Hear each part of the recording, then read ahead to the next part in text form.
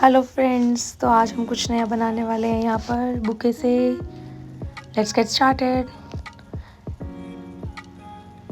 यहाँ पर मैंने वाइट कलर यूज़ किया है, रेजिन में वाइट पिगमेंट, और ये मैंने डाल दिया है बेस में, जैसो कर सकते हैं आप, कोटिंग उसकी। फिर उसके बाद हमने रेजिन का लेयरिंग कर दिया और इसमें बबल्स नहीं आए इसके लिए हमने यूज़ किया है, जैसा कि आप देख रहे हैं वीडियो में।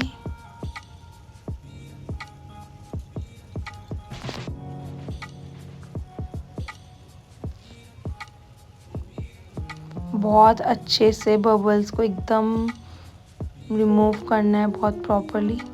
और अब मैंने सेकेंड लेयरिंग के लिए क्लियर रेजिन लिया है, जो मैंने इसके ऊपर पोर कर दिया है। इधर मैं क्या, बुके के जो फ्लावर्स मैंने ड्राई करने के लिए रखे थे वो ड्राई हो गए हैं, और देखिए मैंने इसको अरेंज कर दिया है यहाँ पर। See, just look at this beauty, what a colour combination, so beautiful, isn't it? We have to cover on each part of the flower, every leaf, these green leaves, and the small baby petals also